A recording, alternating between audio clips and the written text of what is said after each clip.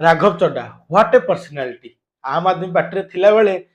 current government को question करथिले साधारण लोक कथा राज्यसभा रे कहथिले इनकम टैक्स हो बा मोबाइल रिचार्ज अरे एयरपोर्ट रे चा कॉफी सब सस्ता कर देले गिग वर्कर को दुख बुझा पे निजे फूड डिलीवरी आरंभ कर देले हैला कि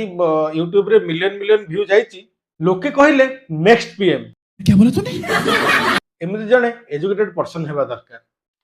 वर्तमान से बीजेपी रे जॉइन करी गले वा राघव चड्डा वा हेले एबे करंट गवर्नमेंट को क्वेश्चन करिवो कि आमान कथा राज्यसभा रे उठेबो कि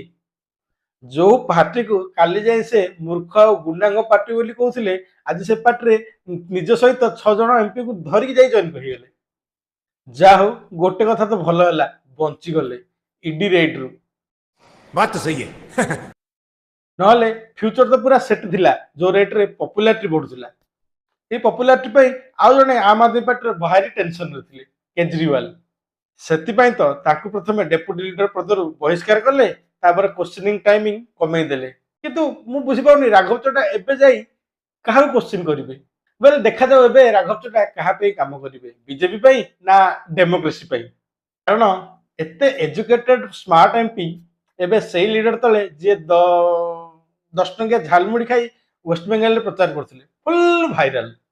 तो देखा जाओ बीजेपी रे कौन कौन सब कोलाबोरेशन होची